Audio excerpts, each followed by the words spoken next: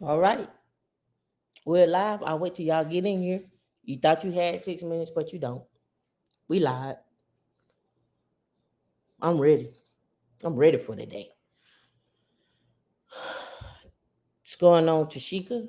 What's going on, everybody? D, what it do? We wait for the folks to get in. One no countdown. We just live. We weren't doing a 5 minute countdown. I told D today, let's just get it. Let's hit it. There's no build up. No need to build up. Let's just go live. I'm getting an email. Sir Octavius of Williamsburg has entered the chat. How are you this morning, Sir Octavius of Williamsburg? How's the weather over there? Are y'all having a winter festival? Are we going into winter? Yes. What's going on, Faye? How you doing? Welcome. I know. Tashika, it's all good.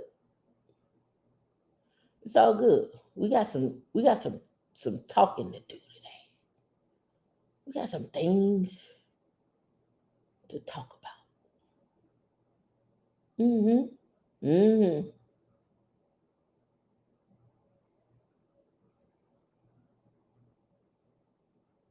I'm trying to look at this, how we want to approach it.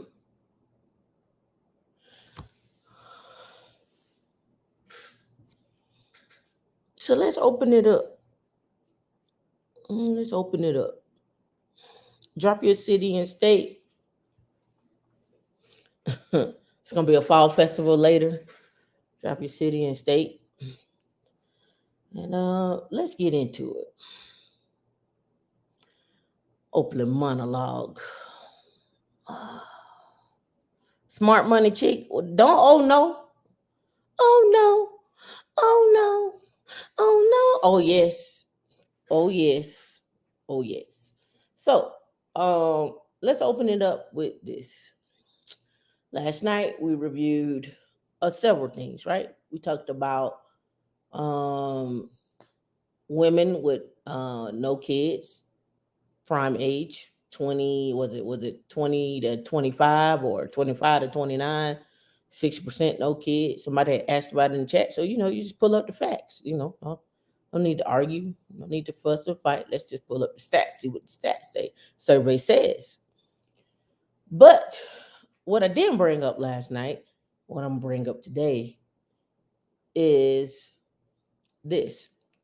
It goes back to, yeah, it kind of goes back to Tyler Perry, Ebony K. Williams, but not really. But my question is this. Um, my question is this: Do you or can you ascend to the top without a degree? Can you ascend to the top of corporate America without a degree? And would you work for someone who happens to be Black or African American, or however y'all want to slice that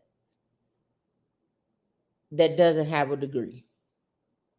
Can you work for someone who does not have a degree and is African American or Black? And can you ascend up the corporate ladder without a degree? That's the reason why I brought that up. I just want to know what your thoughts are. Because a lot of people keep saying degrees don't matter, college is a scam, so forth and so on. Right? That's what we hear. So what do you hear? Right? That's what we hear.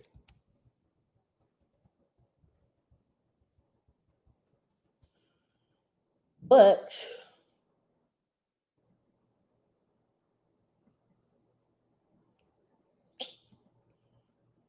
I think there's a limit.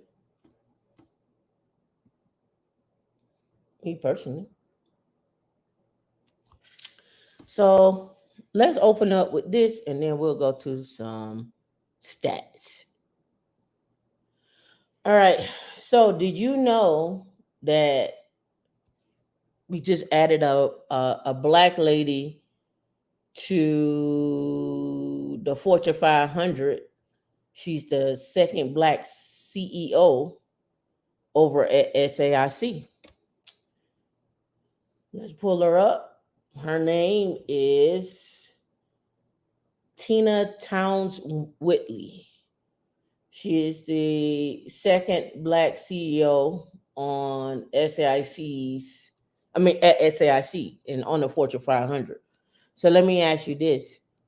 How many black CEOs don't have a degree or have ascended to the top or of a Fortune 500 company? I think there's a glass ceiling. Now, people say, well, you can create your own. We can.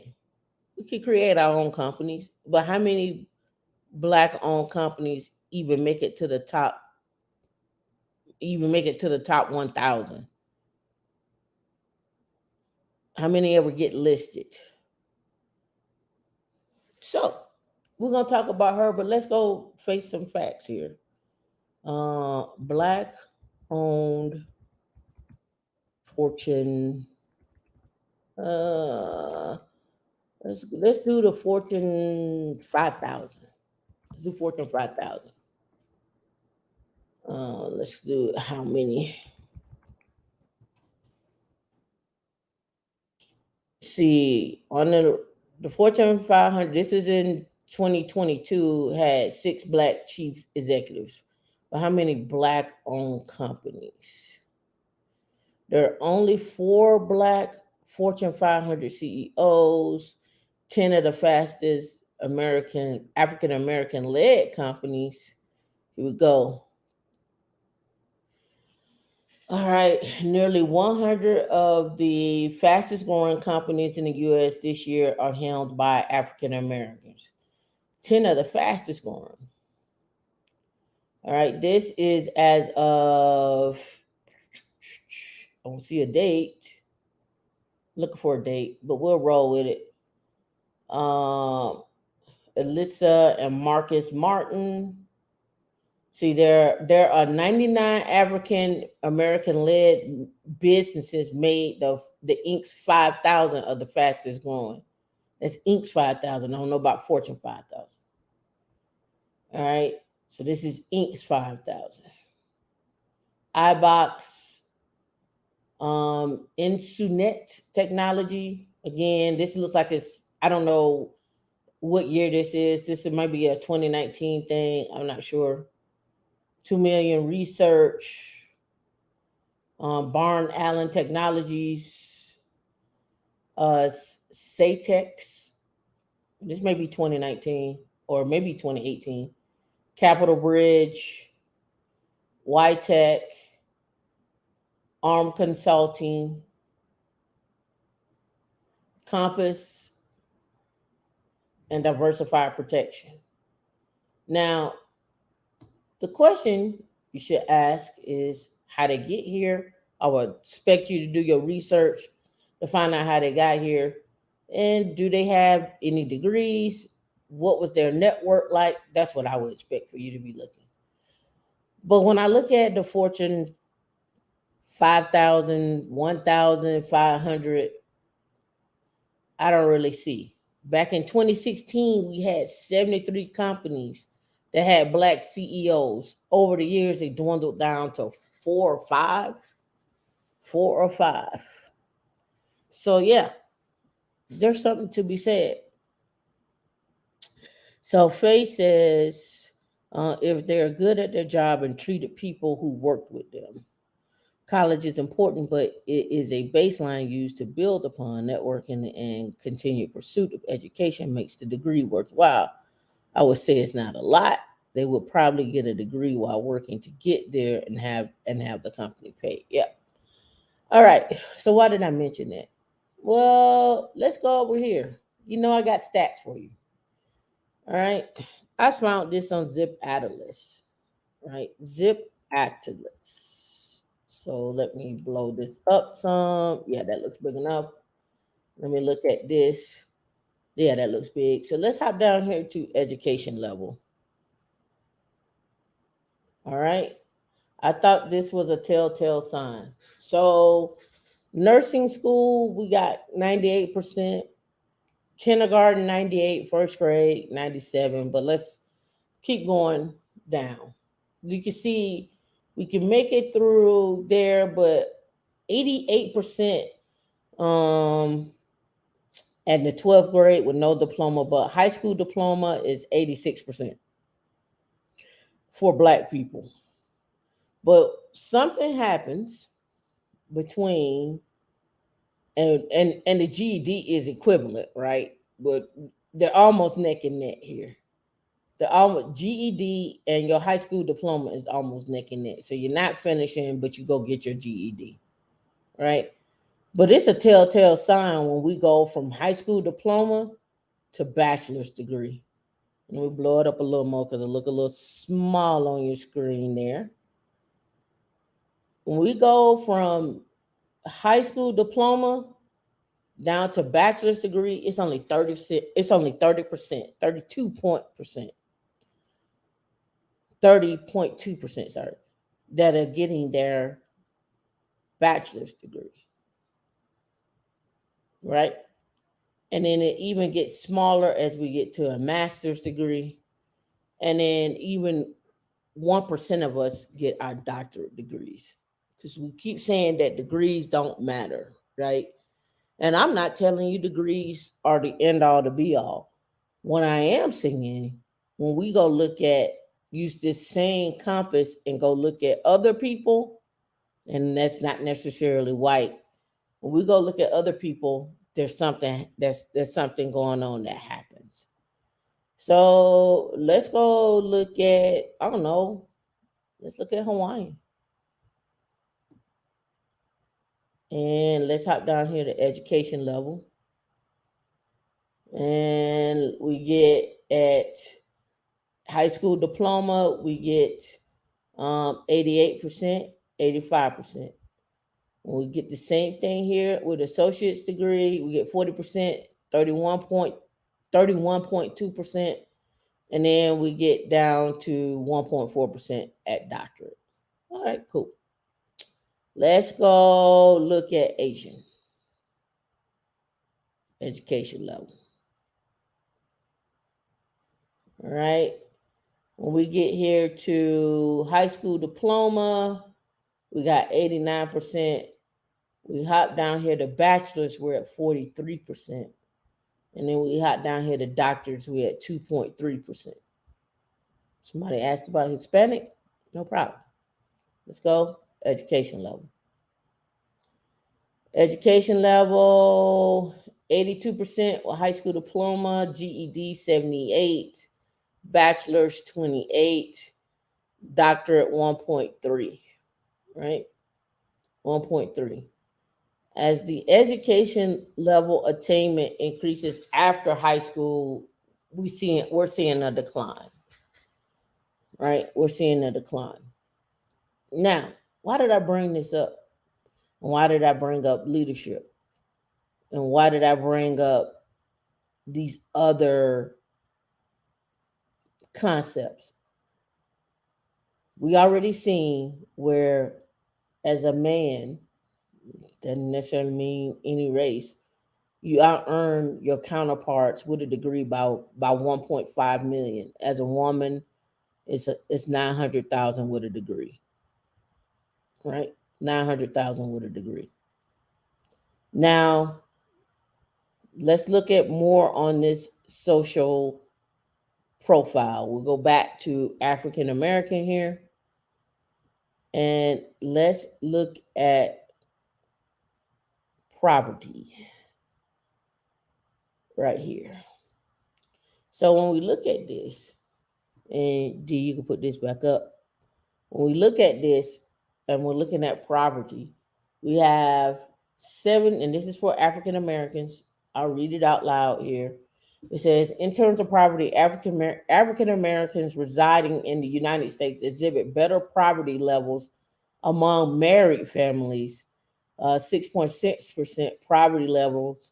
Among single males, 16.4, um 16.4%. And uh poverty level among seniors over 75 is 14.3. But there is room for improvement in the poverty level among girls ages of 16, 25.3%. Among children under 16, 25. Among children under the age of 5, 26.4. So when we look at the males, it's 16.1. When we look at females, it's 18.8. When we get to females between the ages of, let's go back, between the ages of 18 to 24, it's 24.8%. That's right after high school. That's right after high school. Where we're seeing that at. So we're not getting enough money to go to college, what it sounds like, right? There's not enough being steered towards either getting your certifications or so not, because we saw professional certificate was down there, was low too. And then there's something happening where you're 18 to 24, where you're 24% are living, we'll just say 25, 24.8. We'll say 25% are living at or below poverty level. From 25 to 34 is 19% for females, right? So then we're gonna hop down here to single males and single females and fathers and mothers. When we get to single fathers, it's 20%, 0.6%. When we get to single mothers, it's 35.7%. When we hop down here to married couples, it's 6.6%. Overall, 17.1% of receiving food stamps. It's at the bottom down there. So now the question becomes is what is happening with single fathers and single mothers where you're living at the poverty level, and what is happening here between 18 to 24 for females. And I think the new chart, there's some new charts coming out because I've been keeping up with stuff where they're going to start monitoring males between the ages of 18 to 24 for the poverty levels, right? So now the question is, what's happening with young girls between 18 to 24, right? The whole thing is, hey, everybody's going to college, everybody's doing this, everybody's doing that, but there's a gap. I'm just pointing out there's a gap in what is happening, right? What's happening. All right. Now, when we go look at, I don't know what we want to look at, Hispanic, sure. And let's go check out poverty levels there. All right. So let me see. Make sure I hit Hispanic and poverty because it took me somewhere else. Took me to unemployment. Okay, here we go. Single females 25.7%, single mothers 34%, single males 14%, single fathers 16.8. Really not a big difference, but a bigger difference is the females between 18 to 24 is 20%. 21 if you want to round up. And for females 25 to 34 is 34%. The married couples is at 7.6%, so they're not too much far off. But if we go over here and look at Asian and look at poverty, we had 11% there. 18 to 24 is at 18.6%. 25 to 34, 11.5%. Single females, 18.7%. Single mothers, 26%. 26%. And single fathers at 14%. And receiving food stamps is 9.3%. Right? So what I'm showing and highlighting is something is going on right after high school. right after high school. And this is in every single culture. Every single 18 to 24 in every single culture. Let's go look at Native Alaskan. We'll look at 18 to 24. 26.3%. Single females, 29. Single mothers, 37. Single fathers, 23%. But again, if you look at 18 to 24, there's a nuance happening there. What do you think that's attributed to? Put in the chat, what do you think that's attributed to? Between 18 to 24. And this is every culture. Every culture. Let's go look at white. White and Caucasian. We look at 18 to 24, 21.2%. Single females, 23%. Single fathers, 18.5. 18.5. Single mothers, 31.4. 31.8. It says, is there a correlation? I don't know. You could pull the data down. What I like about this, you could pull the data down and see if there's a correlation for this. Zip Atlas. I'll post it in the chat. Here they got, it's called social profiles. And you can download this database. And you can even go by state and select by state what's happening by state. You can look at the education level. You can look at the labor participation right here. By age, labor in the force by age right here, with the demographics right here. It says the top races in the United States with the highest labor force participation between 20 to 24 are Hawaiians, whites, and Hispanics. Hawaiians, whites, and Hispanics. The top 10 demographics by in labor force in 2024.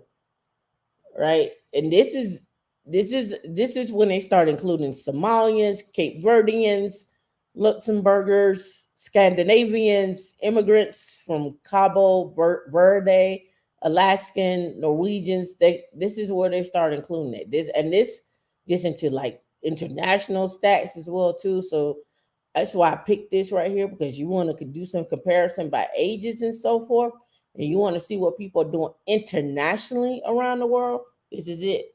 I stuck with what we were using in terms of the United States here locally. But you can come here. You can go Afghan, you can go Blackfeet, you can go Brazilian, Chickasaw, Costa Rican, from Delaware, Dutch West Indian.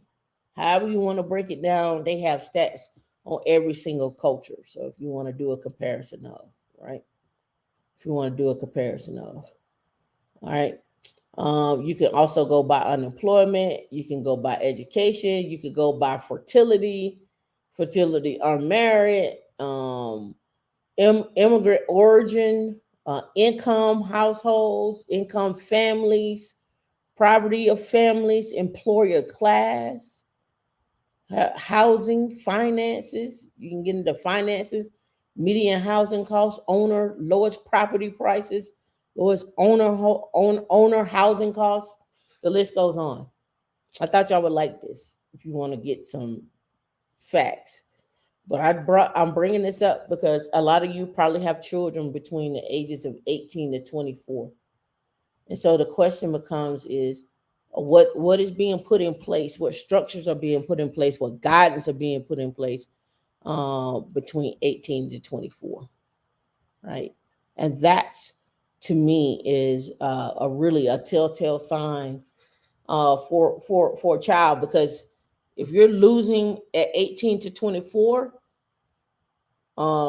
it's going to probably take you a couple of years to get back on track.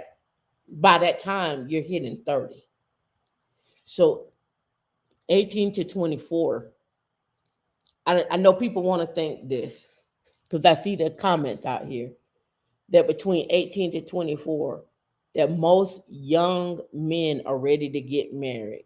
and most young women are ready to get married. I personally don't think that's true. I don't care if they did come from a two-parent household. I don't care if they did come from a strong family. I don't think they're ready between 18 to 24. I think there's still some growth that needs to happen. Just my personal take. This is my own thoughts. D does not share these thoughts with me, but I think 18 to 24, I think there's a lot of maturing and growing and discovering you're still doing. You're hell, you're still trying to figure out what the gynecologist actually really does. You still trying to figure out the regular schedule to get your teeth fixed, to go to the dentist. You just earned the right to vote. I mean, you some, it's just some things you just don't know. So, like, you're still trying to figure out you. You're still trying to figure out, well, if I go to college, what do I do? If I don't go to college, what am I going to do? What's going to be my path, right? From 18 to 24 is still that you're still trying to gauge. Okay, well, you say I can make 50,000, and 50,000 is a lot of money to you. But then when you go back and look at it, you be like, no, 50,000 was okay, but I'm still like, even if I get out here on my own, I'm still gotta pay 1,200, 2,200, $1,800 worth of rent. And I'm only making 50,000, and I gotta have a car to go back and forth. You start figuring out, I'm gonna go back home and stay with my mama to get some more money up, right? Right. Yeah, I don't. Yeah, you say I don't think that's true now. Depends on if you're involved in church. I think young people in church get married in that age range. Yeah, just because you got married don't doesn't mean that you're ready, right? Just because you get married and you want to sign the paperwork, that don't mean you ready. I still think 18 to 24 is still young. I still think there's a lot of figuring out to do. And a lot of people say they should figure it out together. Well, stats are also saying that people they're struggling and they're getting divorced because they are struggling, because they don't have a good solid footing and foundation. And I get it. We want our kids to get married early and have kids early and go off into this life, and they're going to build and so forth. But it's certain tweaks and things that I don't think they're ready to handle. That's just me. That's just my thoughts. Curious, what are 18 to 24 women core values and beliefs? I would say I was asked the same for men too. What are their core values as well too? Society pressure is that age is prime year to prepare for marriage, self discovery, to learn who you are. Yeah, it's undervalued, and I think not even just the self discovery, like, if the guy is in college, listen, and I had this discussion with one of my with Rudy yesterday, and we were going back and forth, and it was about the whole Ebony K thing, and he was like, "Well, the women weren't checking for us in college." No, because we were studying. No, no, no, we were studying. Like, if you went to college, I don't know what you did. I don't know what people were doing, but if it was a test coming up, I want to prepare for the test. I'm trying to get through this exam. Why?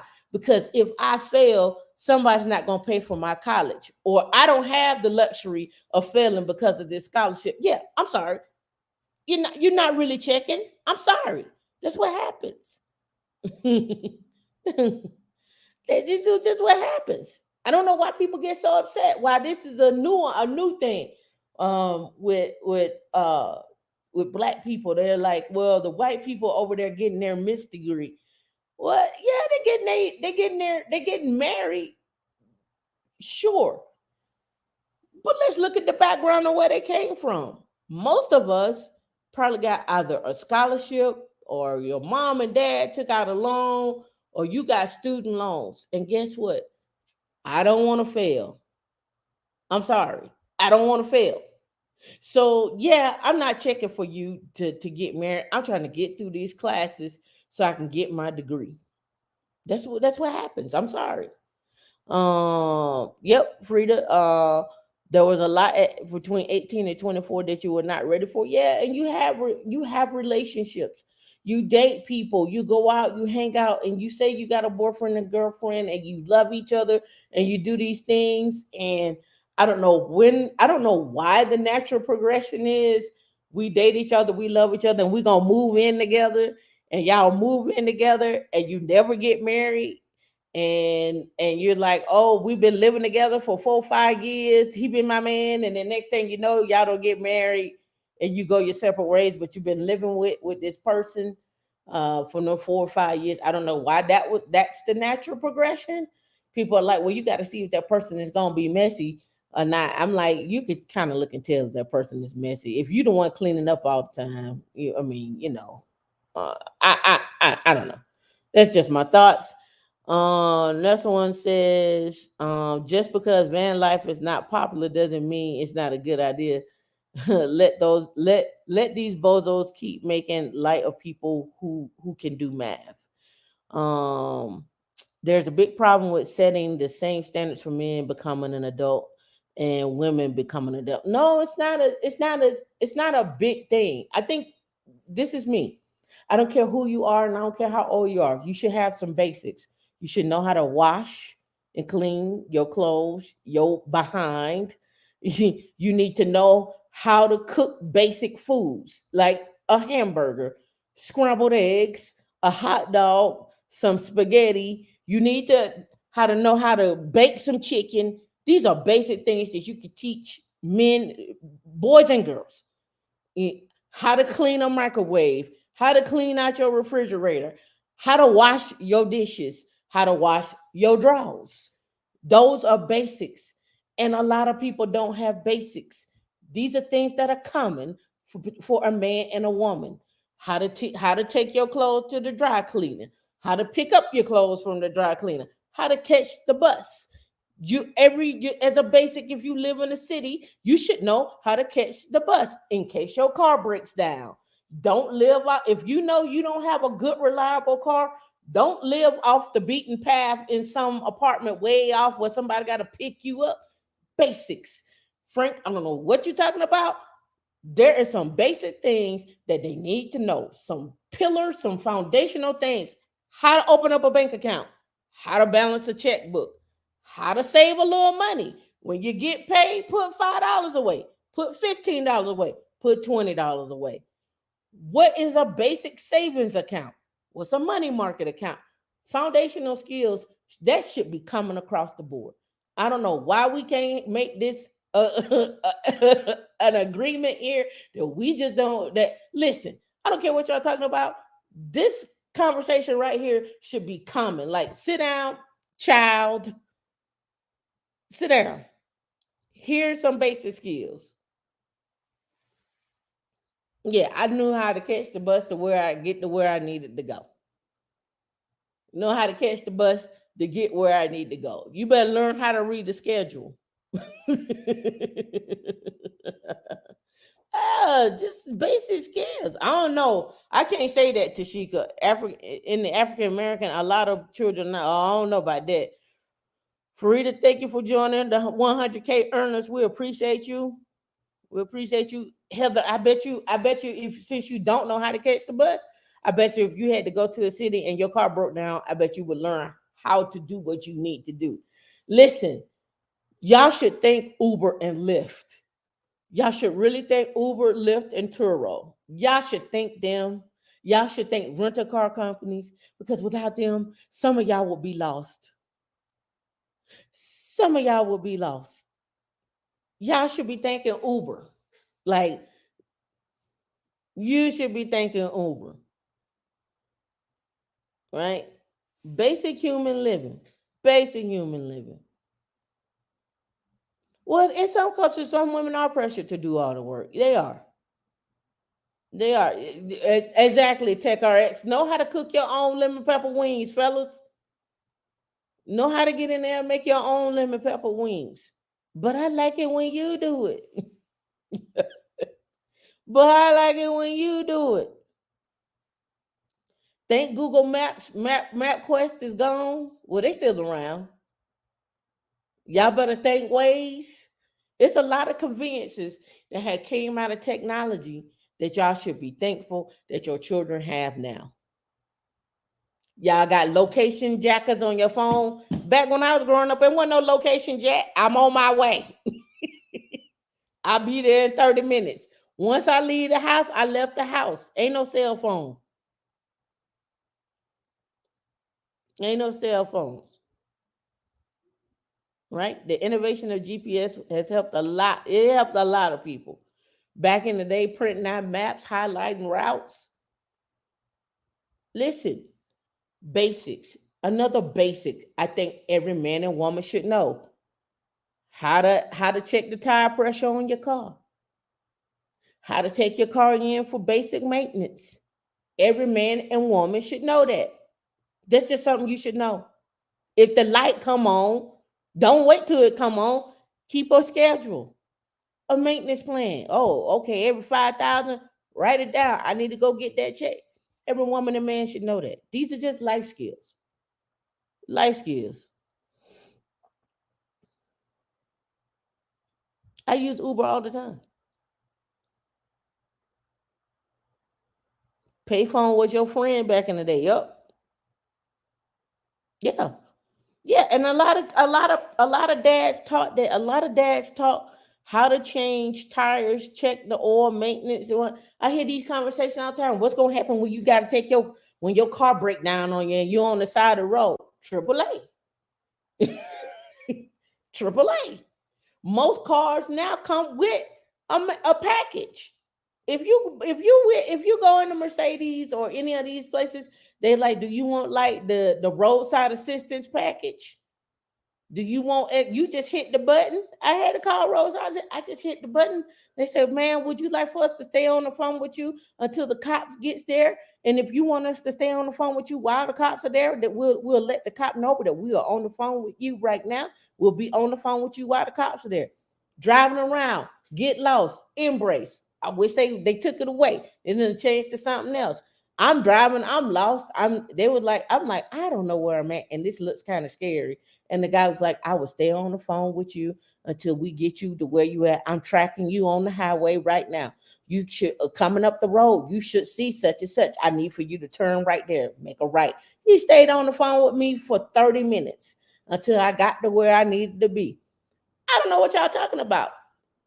Utilize the tools that are there to get you where you need to be. What's so hard about that? Why do we have to have these conversations every 5 months? If your car break down and you're a woman, what you gonna do? I know some men that don't know how to change a tire. They don't know how to change a tire. They were like, I'm sitting in the car on the side of the road. I call road assistance. They coming over. I don't know what y'all talking about. I don't know what y'all talking about. This don't make sense to me. But between 18 to 24 and across all races, as we see, there's something going on and they're not prepared for life. And so if you have, I think, I don't know, is there a book out there called Life Skills? Is there a life skills book out there? Let's look and see. Let's go to Amazon. I should go to Barnes and Nobles.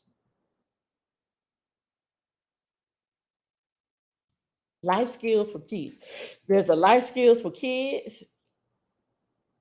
There's a life skills for I think they got one for see life skills for teens, life skills for boys. 101 things boys need to know. Let me go see if we got another one. Give them a book if y'all ain't gonna teach them. Get them a book. Get them a book. Let me see if Safari got anything. Look at life skills. Let's look. Soft skills for dummies. Don't teach the code. Soft skills for dummy. 7 skills for the future. Soft skills. Leading the life you want. Skills for integrating work life. People skills. They don't have one for life. Unofficial life hacks for that. Yeah, they don't have it. But life skills. 10-year-old book, life skills. Essential life skills for tweens, essential life skills for boys, 52 life skills, life skills for boys right here. Like, pick up a book, go through these books. If y'all ain't going, if you, let them get a book, let them read a book, and maybe y'all read it together. You get a book, you get the same book, he get the same book, she get the same book. Y'all teach them, right? Teach them some basic life skills. Like, what is the problem? I think I'm gonna do. You know what? I'm gonna buy a book. I'm gonna buy a book. Life skills. I'm gonna buy a book.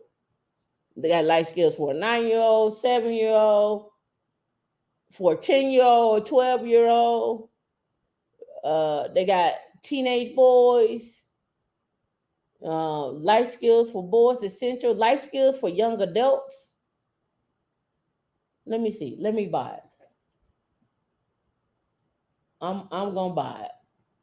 Here. Let me pull it up over here. Yep. And let me pull it up on my Kindle. I'm just gonna buy it. Let's see what's in the book. Let's see what's in the book. Let's see what they say. My Kindle coming up. Let's see what they say in this book. All right. Let's go by that. It's downloading. All right, cool. We got the book open here. All right. Congratulations. You're a young adult. Let's look at the introduction and the chapters. Okay, first chapter, managing money and budgeting. I agree. I absolutely agree. Basics to savings and investing. I agree. Simple guide to renting. I agree. Cooking and food skills, right? Sauteing versus braising, right? Poaching, grilling. So when you read a book, you know what saute means, what poaching means. I agree. Living a healthy lifestyle, personal health care, and basic first aid. Choosing not to have insurance, getting insurance through your employers. And you may need to talk to your daddy about shaving and taking care of manscaping. Manscaping the landscape. You may need to talk to your daddy. Social skills, networking and communication. How to manage a home. How to manage a home. Time management. Solving problems and decision making and kickstarting your career. Basic book. I think that's a basic book. Basic. You can add to this. You can go into a little bit more detail, but now you've set the foundation. I like it. I like it.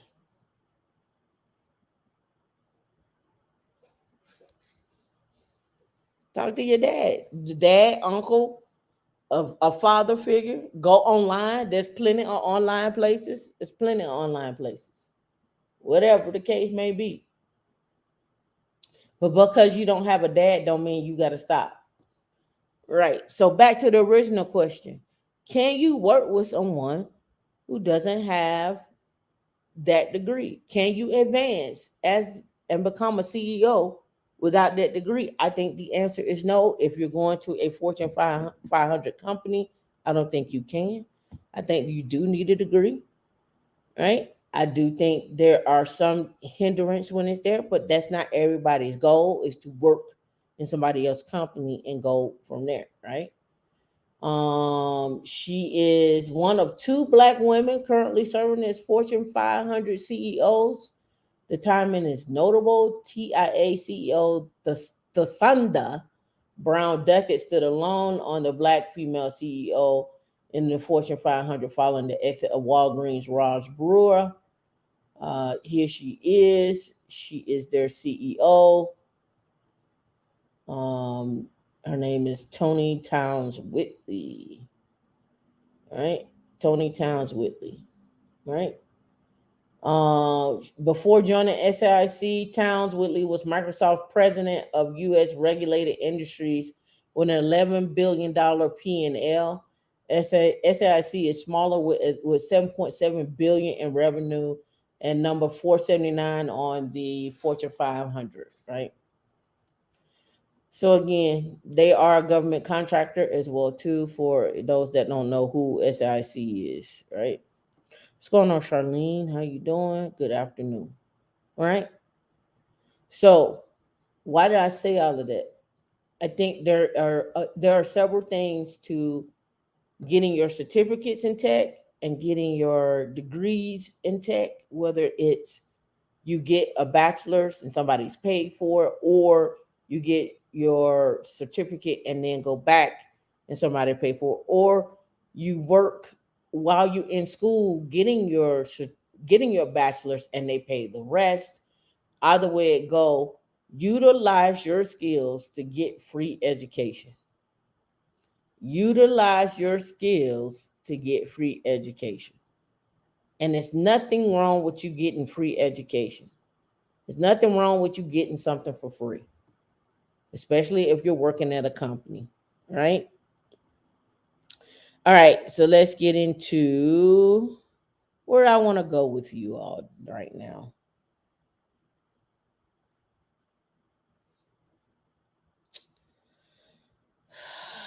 Do, do, do, do, do. Mm, mm. Let's go here.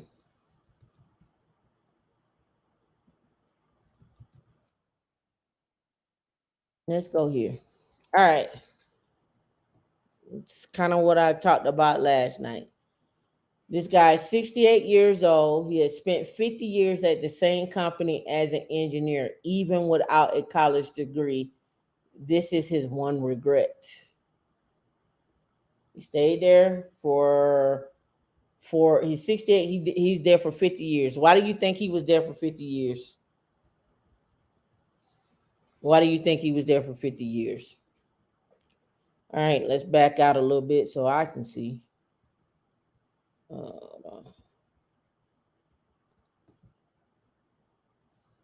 oh, did I not back out? Okay, there we go. So I can see. All right. When Kip Turner first applied to his job at AT&T in 1973, he didn't expect that he'd spend his whole career with them. Was 18 years old at the time and just finished a year at Arkansas State University studying animal science. But after seeing all the schooling required to become a veterinarian, he realized he needed to get a job to even think about that and dropped out. His side job, a lumber truck driver, wasn't cutting it, and so he asked his dad, a Southwestern Bell telephone employee, whether he knew of any job openings in the telecommunications. In the summer of 1973, Turner drove to Little Rock for an interview and joined ATT as a station installer. Turner is now 68. He spent the last 50 years of his career with the company and likely will retire with them in the next few years. His one regret. Turner tells CNBC make it that he's had roughly 8 roles during his 50 years at AT&T, ranging from 2 to 7 years, except his most recent job as a lead product development engineer, which he's held since 2009. He likes to advise young professionals based on his own experience to not let education requirements get in the way of applying to the job that interests you. Turner joined AT&T without a bachelor and has learned everything on the job. I've been to probably 150 different training courses over the country on everything from basic troubleshooting to microwave, radio engineering, fiber optic engineering, synchronization, maintenance support for microwave engineering. Turner says, while many of those courses carry college credit, Turner says one of his main regrets of in his career is not leveraging AT&T's education to go back to college. I'll read it again. Goes back to what I said before. If you don't plan on getting your degree, go and let someone else pay for it.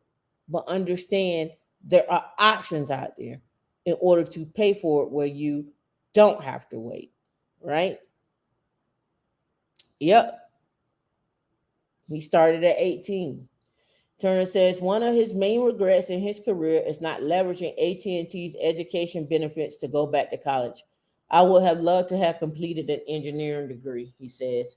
Currently, AT&T offers eligible employees up to $30,000 in tuition reimbursement and partners with Notre Dame or Notre Dame, University of Oklahoma, Champlain, I guess it's Champlain or Champlain College, and North Carolina A&T and other universities for select programs, so employees can complete their college degree at $30,000 or under, and all the courses are online and 100% online. So if you're looking for work, you go to AT&T, utilize AT&T education benefit of $30,000 and go get your degree at the same time and earn your bachelor's. I showed you another company where they're paying for your bachelor's, your master's, and your PhD. So you have to ask yourself is how do you how do you get into these companies, and what skills do you have right now? That's why I talked about on Erica's show is creating a skills matrix. Creating a skills matrix, right? Does the article mention pay difference for him not getting that degree? Oh, I'm sure. No, I don't think it does, but I'm sure there's a huge pay difference for him not getting that degree. Alexa, you on the site already. Right. Follow the context clues. Go see what they have. Go apply. Let someone pay for your bachelor's. Let someone pay for your master's. Let someone pay for it. If you in school, they'll probably pick you up and pay for it. You may have to come in as maybe an intern or an apprentice, but if you hustle enough, you can go and backdoor that and be in that, may be there for a year and then go from there. I'm just saying a lot of y'all let little things block you. Those kids that are 18 to 24 that need life skills, you need to find companies that'll help pay for those colleges. They'll help pay for those degrees. That's on you as the child and as the parent. I'm giving you one. AT&T is one. Zeta is another one. Raytheon is another one. SIC, that's how I got my master's. I got it for free because they paid for it. They was like, if we don't get people into these programs, we lose the programs. So what did they do? They was like, I got my master's from there. Then they came back around and said, you want to get another master's? We'll pay for that too. That's like, because we don't have enough people signing up to come in and actually do the work to get the master's degree programs. So again, you all talk about the how much education costs, but you don't talk about how much is out here at these companies where you can maneuver that. Yeah, you may have to stay there for 2 more years.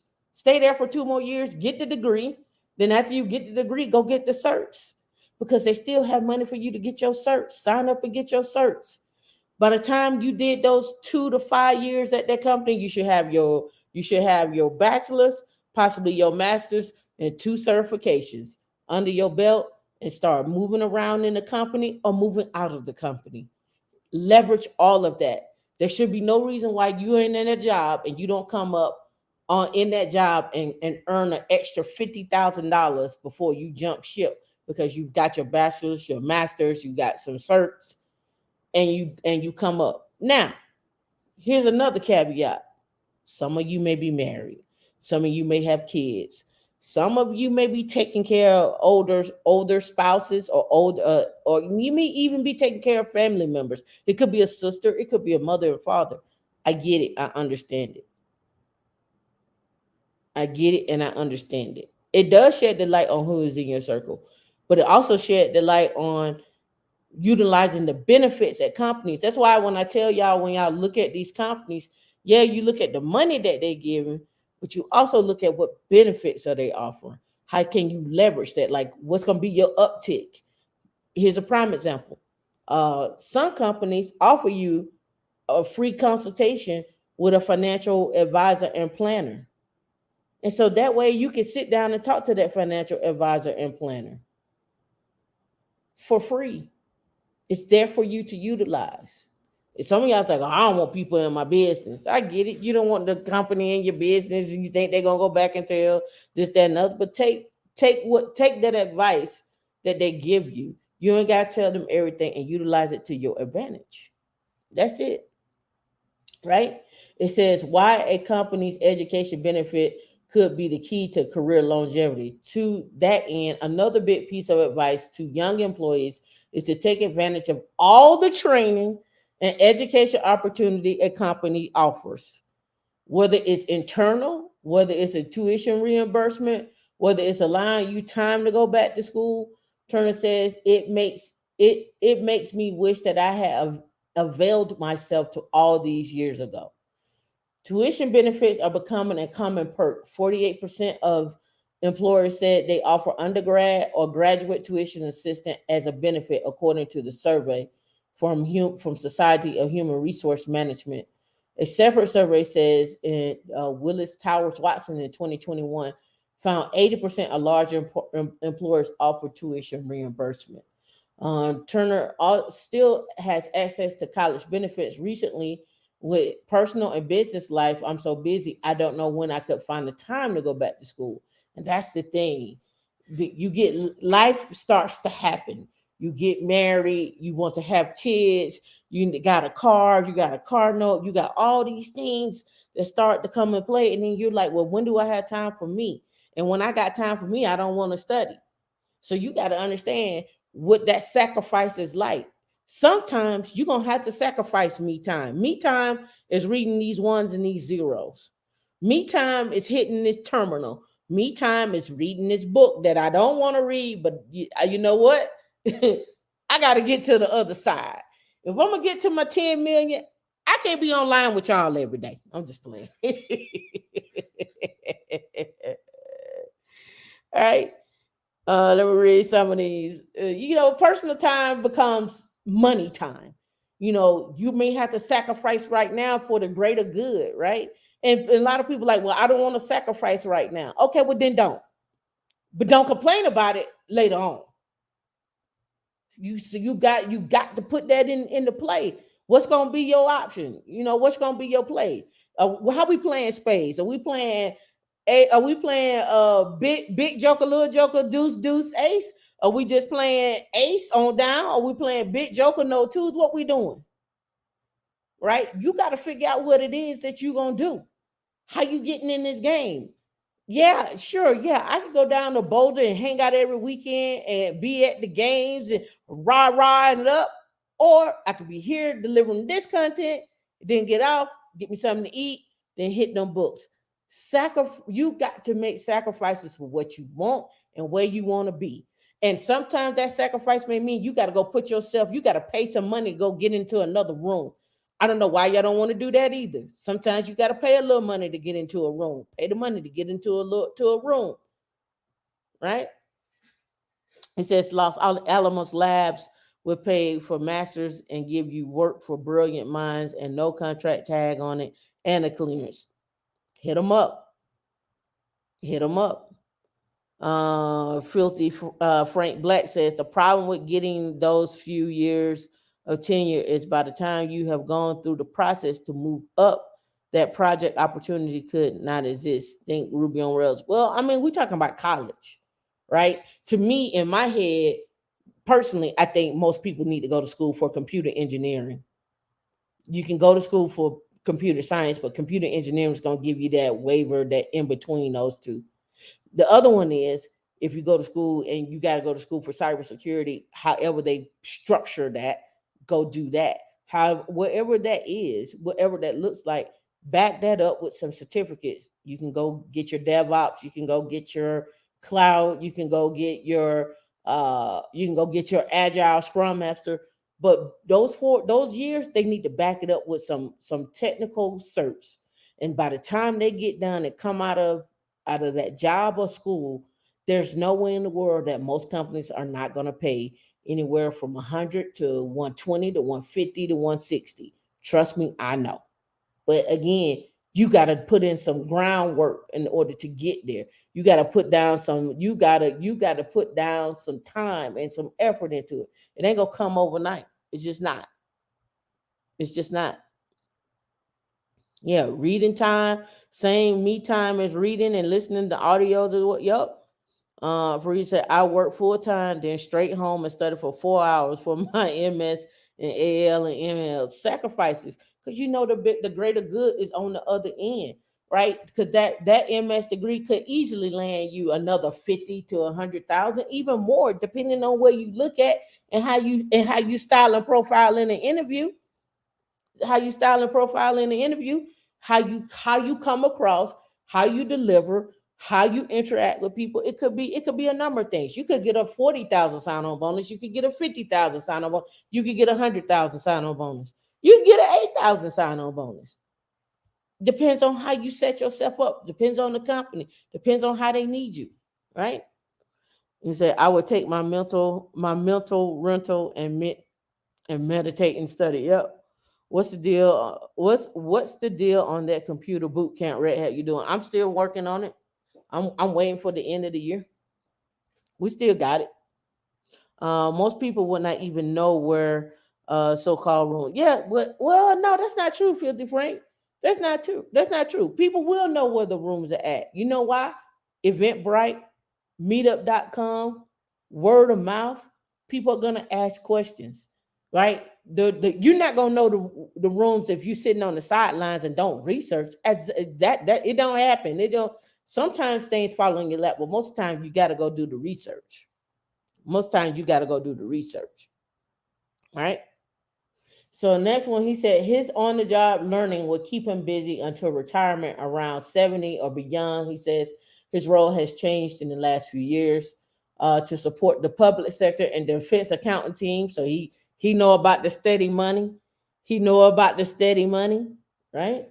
Has taken me into some interesting locations, including building a wireless system on a retired Navy destroyer in California. The things I've learned specific to AT&T wireless and cellular engineering by putting my hands on the equipment has been invaluable, Turner says. It's taken a lot bit longer, but it's invaluable. Now, the question is, if he would have taken advantage of the free training and the free education, would he make the money sooner than what he had, sooner than where he is at right now? I bet you he would have got there quicker. There's something about education and being in different rooms that leads to different advances. I don't care how y'all slice it. I don't care if you pick up a book and read it. Like I got my book right here, 1 million followers, right? How to get to 1 million followers, right? I got that book. I got tons and tons of books and I buy them and I sit down and I go read them and I study them. I pull them out. I share them with y'all. I go back and read them again. I'm like, okay, well, how can I implement this? How can I implement that? Let me pull it up. I tell you, I'll show you what's in my stash. Where's my Kindle? I might have closed it. Let me bring it back up and make sure we keep me some power. We don't want to die on the stream.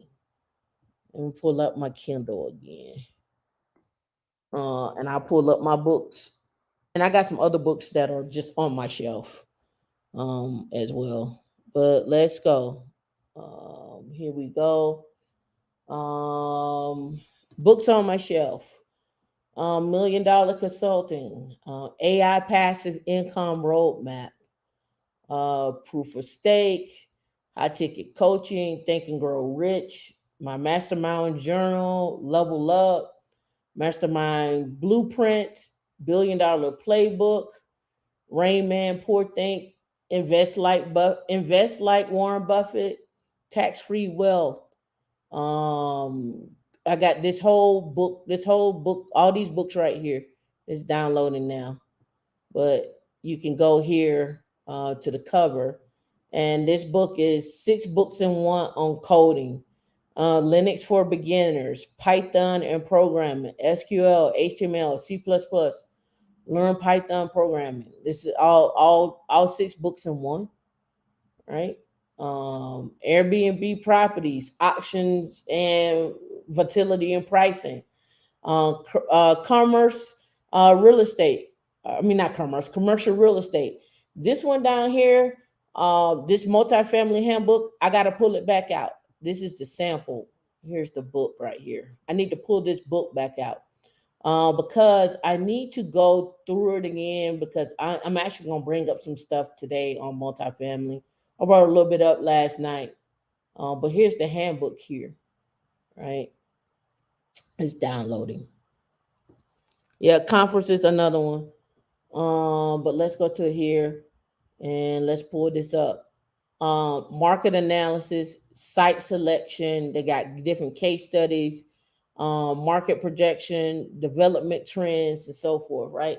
And the reason, which gets a segue, the reason why I was bringing this up, because let me pull this up. This just came out yesterday. Well, I found out yesterday. It came out a while ago.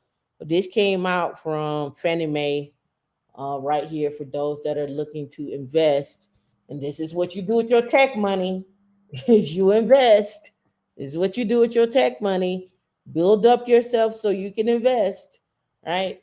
Fannie Mae now is introducing 5% down payment option on multifamily homes. It used to be anywhere from 15 to 20 to 25% in some cases. But now that they're if they set the trend to do, came out October the 5th. If they set the trend to do it, then it could be another trend that other people start getting into, right? In a significant policy change, Fannie Mae has announced that starting from the weekend after November the 18th, it would accept 5% down payment for duplexes, triplexes, and quads. This marks a departure from the previous finances from 15 to 25% on duplexes, triplexes, and quads. Those private lenders that are requiring 25% LTV, that ain't gonna be it. D, I sent it to you in an email too. This stuff for today's show, right?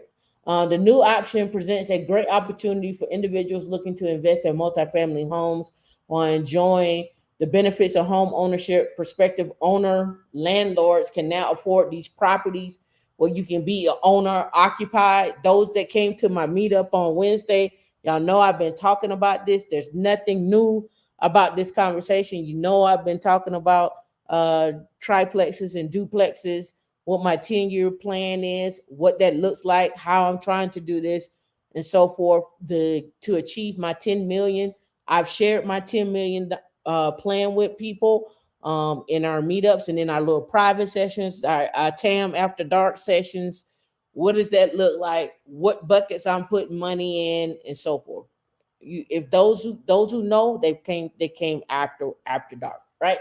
Expanded financing choices and easier approvals for multifamily. The policy change applies to standard purchases, no cash out refinances, home ready and home style renovations for owner occupied transactions.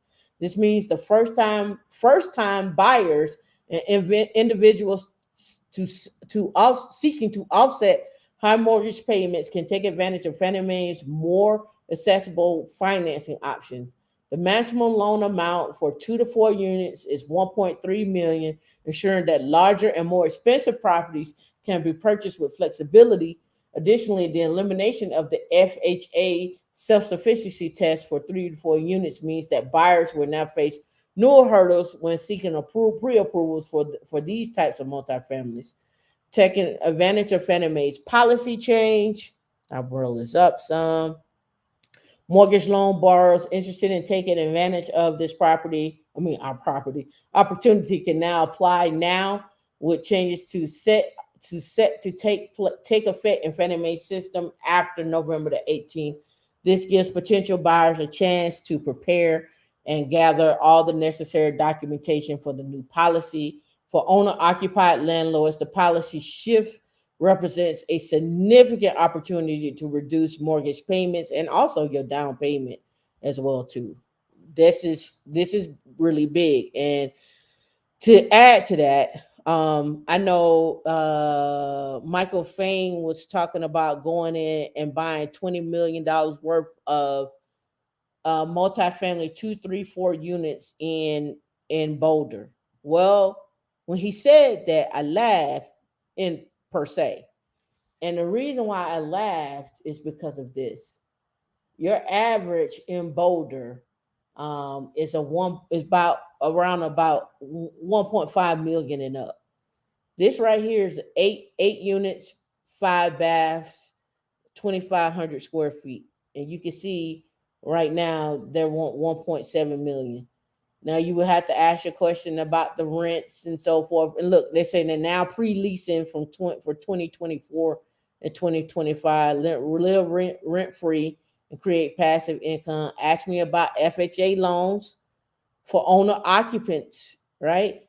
We're only 5% down. This is what I'm trying to tell you. If you all are going to get in the game, you want to get in the game now. That sign on bonus that you get, this goes back to what I've been talking about. That sign on bonus that you get, that's that $40,000 sign on bonus, you can go buy a duplex. Live on one side, put the other one up for rent, cash flow for yourself. Again, you have to be thinking, how am I going to get this tech money and make the money work for me? Right? How are you going to make this money work for you? Right? Let me show you another one. Show you another one. Do do do do. So I pulled out the list. I kept the list on my search, right? So that one's 1.7. This one is 6 million. 3.5. This is one side of a multifamily unit for 1.225 million. This one is 10 bedrooms, 3.2 million, 1.9 million for a 7. Right? The list goes on. This is a duplex. On one side is 488,000. When I keep trying to tell people, like, the numbers out here are big, just like they are in California, right? They're big, just like they are in California. This one right here is 1.5 million for a 3 bedroom, 2 bath. Let's go look at it. All right.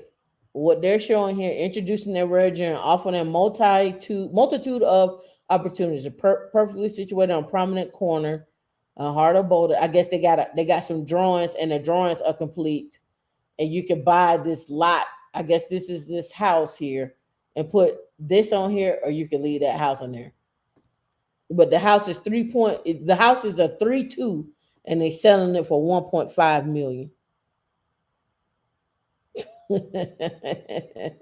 So when he said he buying $20 million worth of real estate, I'm like, sir, that's gone.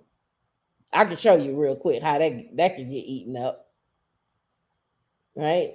Here is 1.2 million on this. I guess this may be a triplex. Let me look. 4 months left. This a duplex. 1.2 million for a duplex. 1.2 million for a duplex. Do you see how 20 million can get ghosts? Do you see 5%? With that 5% that you can do now, instead of 15 to 25%, the advantages that you have now? You say, how can you be a man and not know how to change tires and wipers? It's plenty out there. Trust. Right? So this is what I mean about make your tech money and make it work for you. Right? Make your tech money and make it work for you. And you see he utilized, like he said, go to school while you at work. Go to school. Go get those degrees.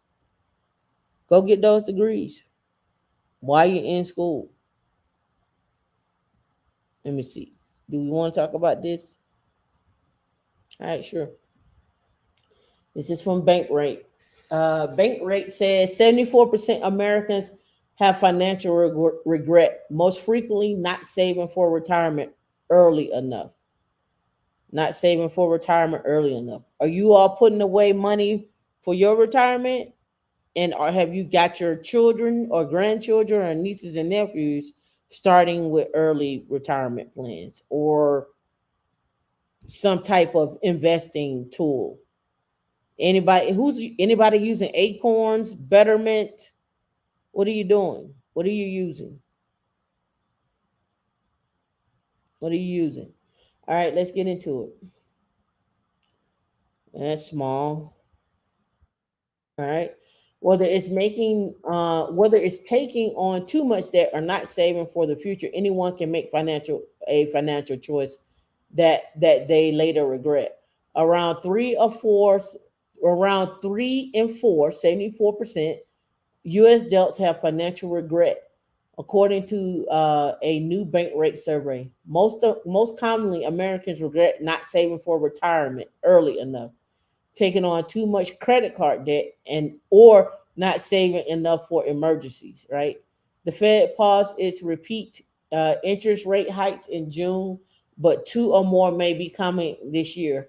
Amid, and we just went up to 8%. Amid Federal Reserve interest rate increases, a cumulative of 39% of Americans regret not saving enough, whether it's for retirement emergencies or their children's education. That's more than 24% of people who have debt regrets, right? Debt regrets. It says most Americans regret not saving for retirement than taking on too much debt. Baby boomers are most likely to regret not saving for retirement early enough. 34% of baby boomers 59 to 77 regret not saving for retirement early enough. More than 26% of Gen Xers 43 to 58. 11% when it comes to millennials, 5 for Gen Zers. Nearly half of Americans have grown more stressed over the biggest financial regrets since last year. 48% of adults, U.S. adults, with at least one financial regret, say that their stress level over the top financial regret has increased in the past year 4 times as many people, as of 12% say their stress level. 60% of Gen Zers and 57% of millennials with financial regret say their resulting stress has increased since June 2022. Right? That was from Bankrate. So get in there, get your education for free, get your certificates, start saving. Simple. Give me It's a simple formula. You don't have to make it hard. Now, I don't know if you all know this. This is something that people been wanting to do, wanting folks to do, but Denver did it. Denver experimented with giving people $1,000 a month. It included homelessness and increased full time employment. It reduced homelessness and increased full time employment. A study found. A study found that direct cash assistance reduced homelessness and increased employment in Denver. About 800 homeless Denver residents have been getting monthly payments of from $50 to $100. They reported fewer nights spent sleeping on the street. It doesn't necessarily buy happiness, but both personal experience and academic research suggests that when people have more money, they're more likely to lead a pleasant life.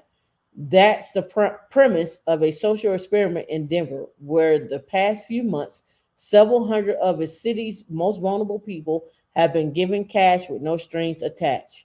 The results so far: participants who were sleeping on the streets at the starter experiment, now with more money in their pocket, said they're feeling safer, experience better mental health, and enjoying access for more stable and welcoming living arrangements. Mark Donovan, the founder and executive director of Denver Basic Income Project, told Insider he's very encouraged by the findings. Many participants reported that they have used the money to pay off their debt, repair their car, secure housing, and enroll in a course. 60% of participants said they have used the money to pay off their debt, repair their car, secure housing, and enroll in a course.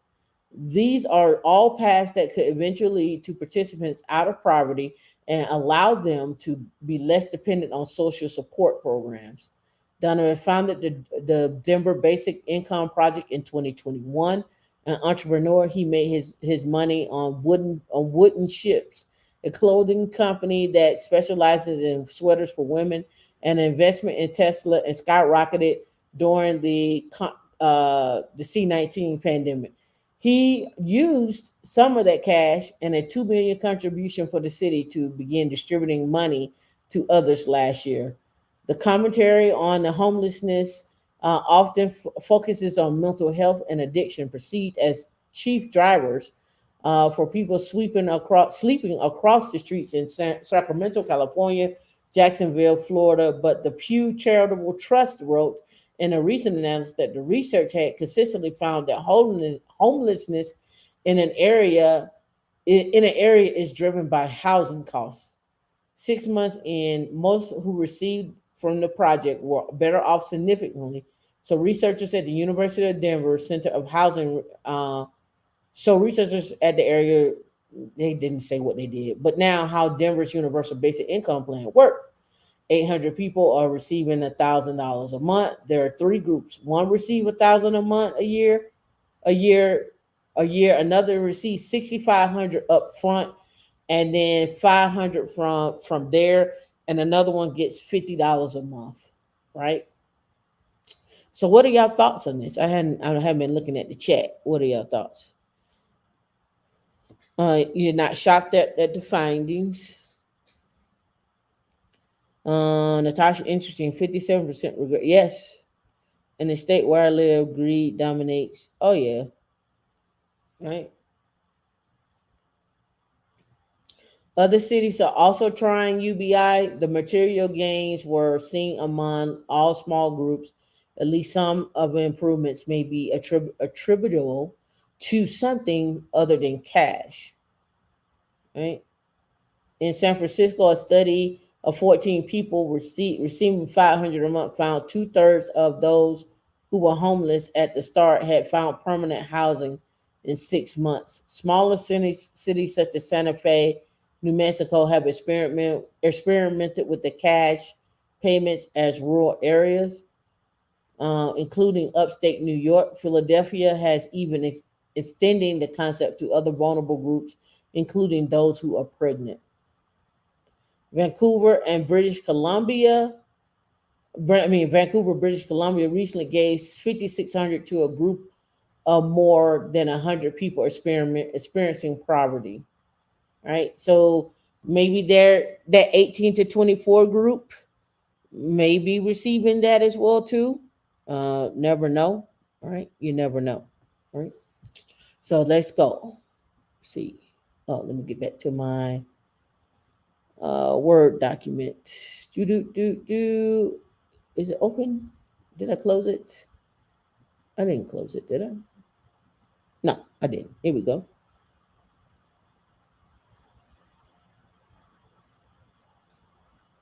Yeah, we did that.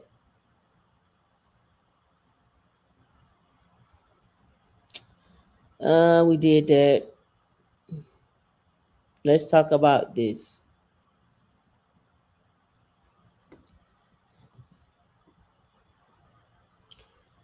Do. All right. So the IRS has postponed the mandatory Roth catch-up retirement contributions until 2026. Right? Until 2026. Let me blow that up for some of you that may be turning older. The retirement plan world is breathing a sigh of relief after the IRS announced on August the 25th, 2023, a 2-year-old hold on requiring high income employees who make contributions to qualified retirement plans, including the thrift saving plans, but only to Roth accounts.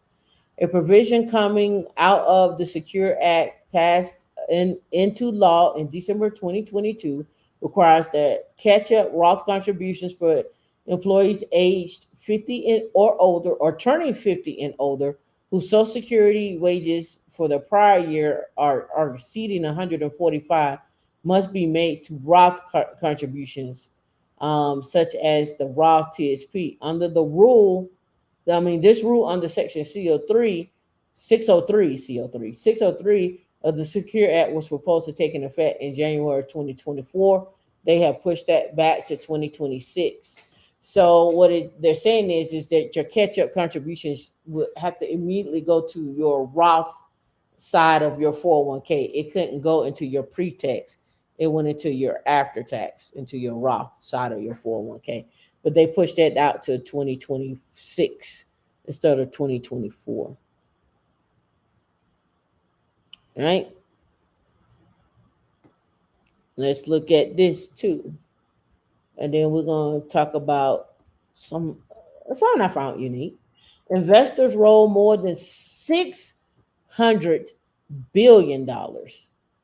$600 billion a year into IRAs. The anticipated Labor Department rules could raise their protections. All right, this came out October the 6th. The U.S. Department is poised to issue a rule expected to crack down on investment advice relative to rollovers from 401k plans to individual retirement accounts. They're trying to control your money, right? The Obama administration tried similarly raise protections for retirement savers. Its regulation was ultimately killed in court. Investors rolled $618 billion into IRAs in 2020. According to IRA data, that sum doubled in a decade. The U.S. Department of Labor is forced to issue a rule in the coming weeks that's likely to raise protections for investors who roll money from their 401k plan into their IRA, according to attorneys. And then this is the thing: the IRAs, the catch up contributions is only 7,000 for single, right? The stakes are high. Millions of people roll their nest egg from workplace retirement plans to IRAs every year. It's a common move when workers switch their jobs or retire. But current rules can expose them to poor investment advice from brokers, insurance agents, and others in the financial ecosystem, which can have negative outcomes like higher fees and erode their savings, attorneys said, right? It may cause fewer rollovers, but it will also almost certainly cause more thoughtful rollovers. Retirement experts say there's a tsunami of rollovers to IRAs. IRAs held about 11.5 trillion in 2022, almost double the 6.6 trillion in the 401ks, according to the investment company. More than 4 in 10 Americans, about 55 million of them, own IRAs. The bulk of the IRA assets come from rollovers.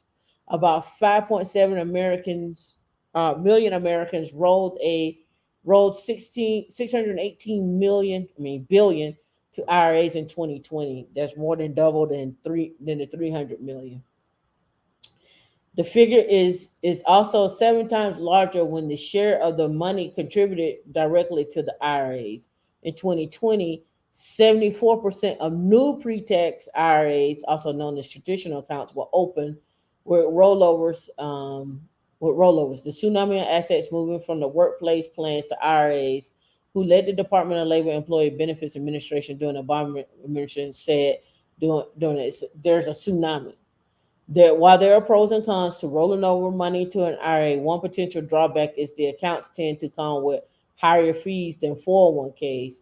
For example, investors who moved their money from to an IRA in 2018 would lose about 45.5 billion in fees over 25 years, right? So you all need to check out what's going to be your best option for your rollovers, right?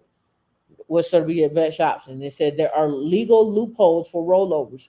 Here's why a new rule would be a big deal. There's currently a hodgepodge of rules governing how advisors, brokers, insurance agents, and others can give financial advice to retirement savers. Different actors are beholden to different rules. some looser than others. The fiduciary protections for 401k investors are generally the highest known to the law. They're governed by the Employee Retirement Income Security Act of 1974. This generally means investment advice must be given solely in investors' best interest. Advisors must set aside their own self-interest and cannot make recommendations to buy a fund, annuity, or other investments that pays them higher commission as the expense of an investor for example, right? So watch your rollovers. Watch where you're going with those, especially when you're leaving other companies. You what they call them, the junk drawer rollovers. We got junk drawer rollovers out there. So some of you may have junk drawer rollovers out there, or our 401ks, I should say. All right. All right. So y'all ready? Because I know a lot of y'all like to be remote. Here are the best workcation cities for remote and hybrid workers. And Barcelona tops the list, remote and hybrid. This came out August the 29th. According to IWG, a flexible workplace company, which compared 26 cities around the world, grading them on a scale of 1 to 10, following categories: climate, culture, accommodation, transport, food and drink, happiness, broadband speed, availability of flexible workspace. All right, let's go with the cities. The top cities for remote work. Let's scroll down. Singapore scored the highest for broadband, followed by New York, and then Hong Kong was number 8. Let me see. So we got Barcelona, Toronto, Beijing, Milan, New York, Rio de Janeiro. I can see Amsterdam on the list. Paris, Jakarta, and Lisbon. I see Amsterdam on the list. You can get around the city pretty easily. Everything over there is pretty much fresh, especially if you go out on the outskirts. Different type of food. I swear I ate the best pineapple when I was over there. I swear that pineapple was delicious. I don't know what they did to that pineapple, but that pineapple was delicious. I tried to sit there and eat the whole bowl. I'm like, let me get that. Let me get that. I'm sure Beijing is nice. Toronto, I don't know. I think you need to go to Toronto during the summer. D ain't going back to Toronto.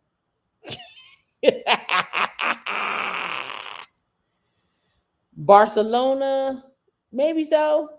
Rio de Janeiro. I haven't been to Lisbon or Jakarta. I've been to Paris. I don't know. Paris is Paris is Paris is All right. For example, the average rent per month in Barcelona is 1158, and Toronto is about 1800 compared to New York 3600, the most expensive on the list. I say we go. I say we go digital nomad in Barcelona. Barcelona allure also lies in its unique combination of sun, sea, and sand, and the cosmopolitan atmosphere. According to the study, the Spanish city scored well for the cost of transport and has relatively low cost of living compared to other European cities. A cup of tea in Barcelona is $2.68 compared to Los Angeles at 4.92, and compared to Beijing at $4.57. Right. Canada's largest city offers a diverse experience for digital nomads, with over 25% of the city covered in forests and an impressive 18% dedicated to parks and green spaces for relaxation and so forth, right? So again, I think I'm going to, let's go Barcelona. Maybe we should do a Women in Linux meetup in Barcelona. I'm liking it. I like how that sounds. I'm liking it. All right. All right, for those of you that are investing as well, among the nation's hottest Among the nation's hottest housing markets, vacation and second home sites see big gains. It says America's hottest housing markets. Y'all ready for these zip codes? Are y'all ready for these zip codes? It's a slide, so I gotta make this a little bigger. Here we go. Palm Beach, we know that. Palm Beach. Vail, Colorado,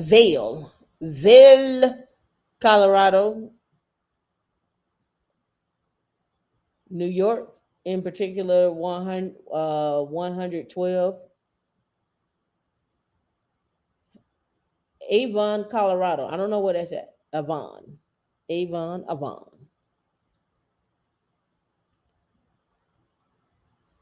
Jackson, West. I guess this is this West Virginia? Or is this Wyoming? No, it's not West Virginia, it's Wyoming. My bad. 83001. D shaking her head. Like, how you get that? That was West Virginia. I know. New York, Miami. I'm gonna say no. It's hot, but I'm gonna say no. Got Miami again. Two zip codes, 33135 and 33133. Mount Village. Again, Colorado. Got three cities in Colorado. Three cities in Colorado. Holly Ridge, North Carolina. Or is this a Reboth Beach, Delaware? Is it Rebothed or Reboth? Delaware, 19971. Oak Island, North Carolina, 28465. Boca been hot. Y'all late. Boca was hot back in 2019. Boca been hot. Boca. Boca been hot. I was looking at Boca long time ago. Get that smirk off your face. Pinecrest, Florida, 33156. Pinecrest, Florida. Linden, New Jersey. I think it was only 15. Oh, is it 20? That's 31 more a couple of more thumbnails. Margate City, New Jersey. Bay Harbor Islands, Florida. Carolina Beach, North Carolina. Miami, back again. 3 zip codes in Miami. For Pinecrest, it was, how far back was that? Pinecrest, Florida, 33156. 33156.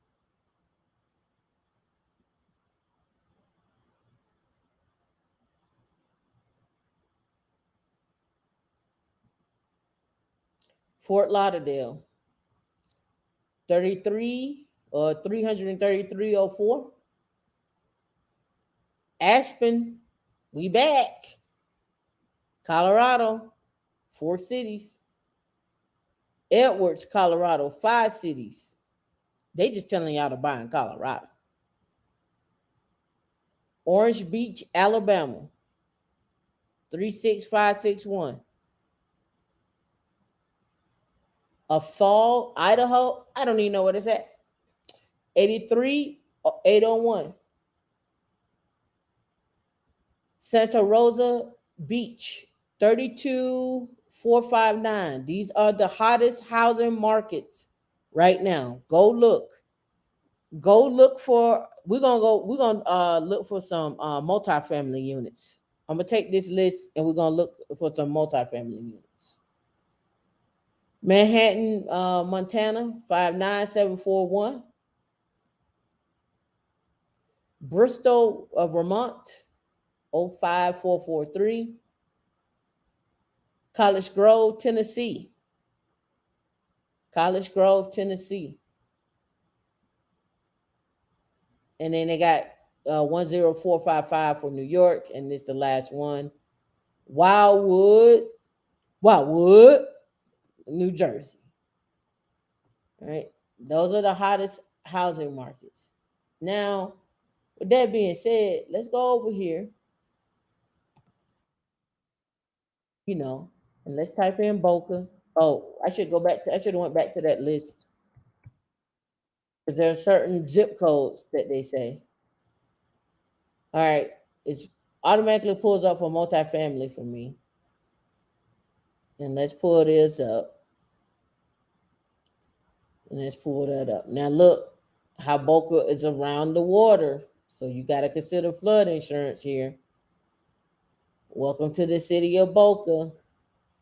It's like a duplex, 985, right? And looks like here they have some other stuff, multifamily 3.5, 3.6, 5.9, 12 bedrooms, 13 baths.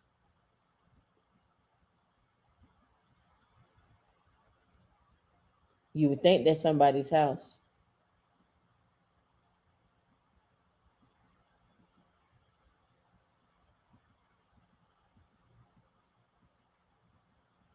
This is like somebody's house. But they got it down here as a multifamily unit. Let's go back to the listing.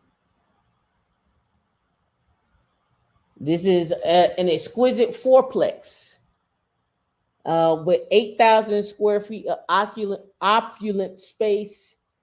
It's an absolute masterpiece. It is.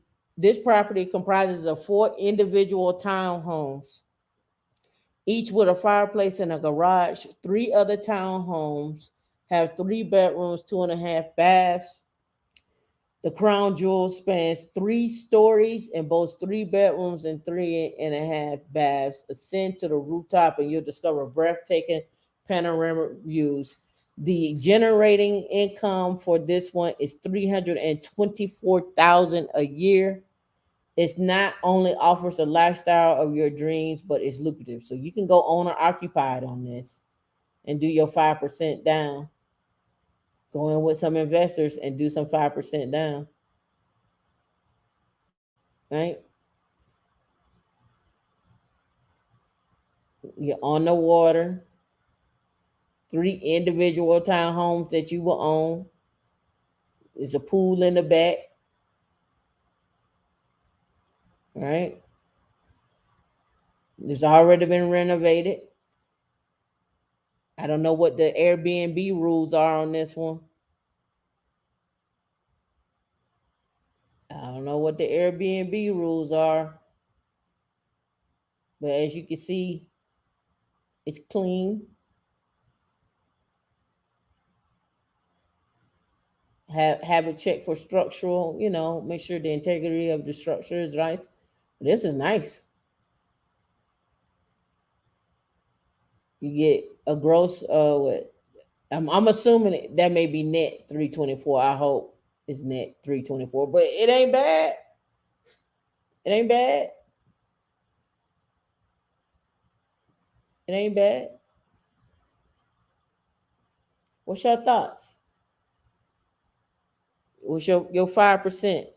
With your 5% down, going business with somebody. So you might could talk them off that 5.9 million. Let's go with 6 million at 0.5%. That can't be right. I must have did 600,000. It's got to be 300,000.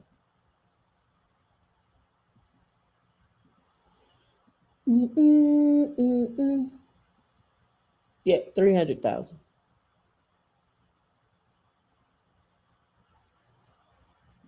300,000. Your down payment Three bedroom, three bath. You will have to look up what that three bedroom, two and a half bath. How much does that land? Rooftop square footage of each one. How much that yields monthly?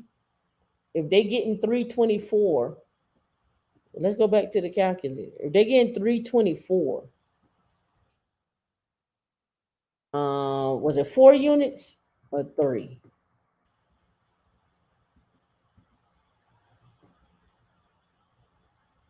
Four, 4 units.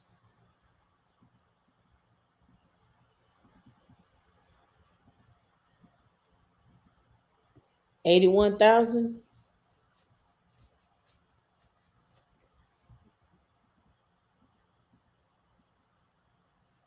Mm.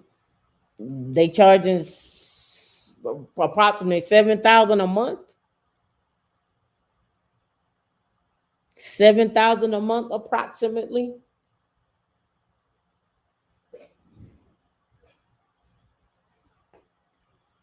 You can go and stay in a room in one of the bigger ones and rent out your rooms. You got 3 bedrooms approximately, so divide that by three. So you probably gonna have to charge people at least 3,000 a month so you can get part of that covered. You can charge more if you wanted to, but yeah, that's where you're gonna have to be. That's where you're gonna have to be at to get those views. Again, the money's out there.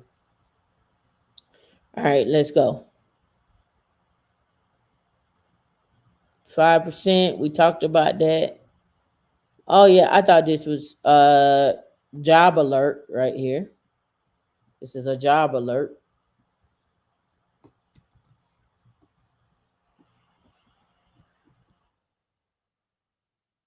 Atlanta commercial real estate firms are setting interns up for success. At this year's breakfast event, a panel included young professionals from Cousins Properties, Stream Realty Properties, and J&L shared their own firsthand experience and insights on transitioning from internship into a career with more than 55 interns attendees. I want you to look at that crowd. What you see in that crowd? I see one. What do you see in that crowd?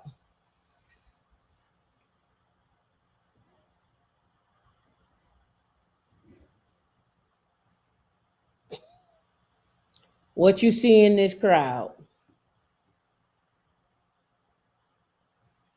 I wonder what he thinks when he looks across this landscape. What does he think when he looks across this landscape? Last July, JLL launched an annual CRE internship or intern breakfast summit, first of its kind, designed to bring together brokerage interns from commercial real estate firms across the metro area.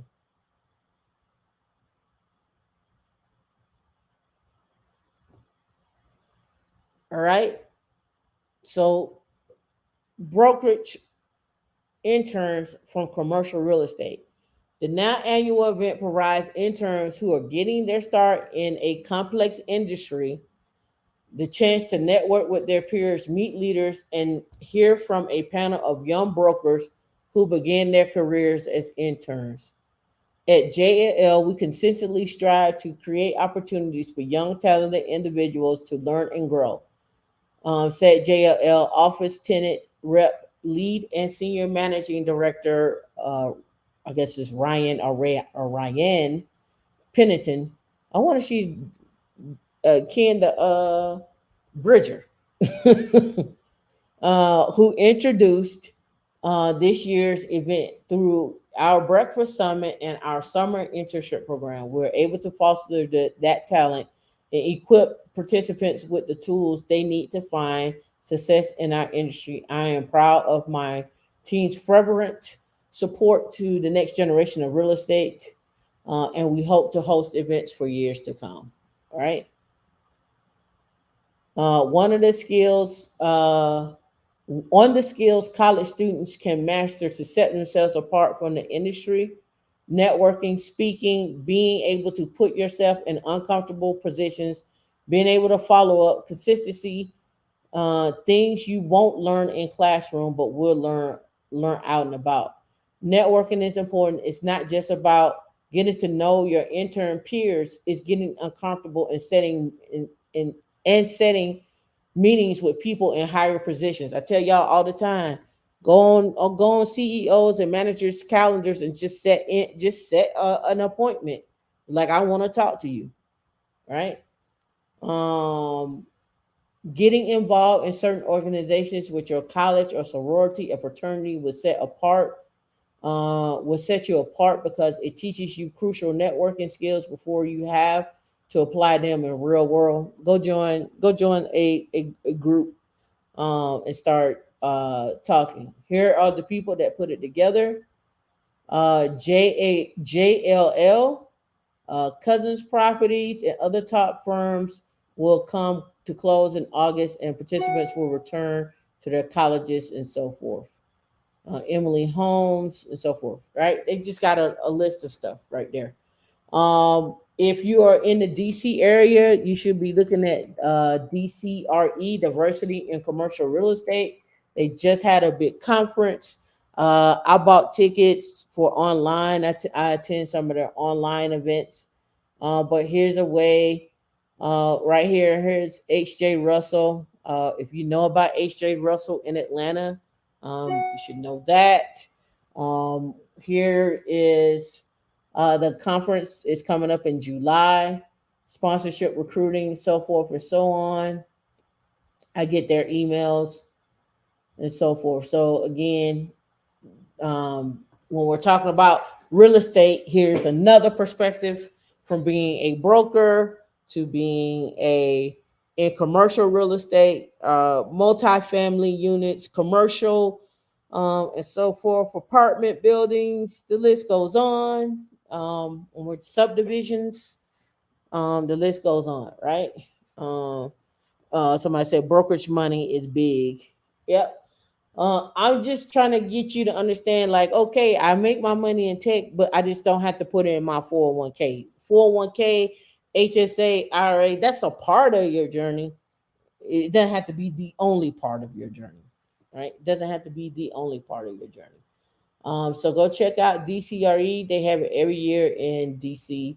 I think she started out in New York. Yeah. Event on July 27th. Yeah, she did one in New York this year. All right. So check them out. They do webinars as well too.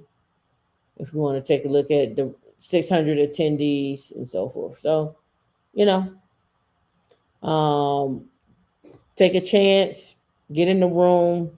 Even if you just learn a little, one or two things, is more than what you knew before. More than what you knew before, right? To do. Mm, I'm gonna end on. Do I want to end on these two? I want to end on these two. I think. Nah, let's go with this.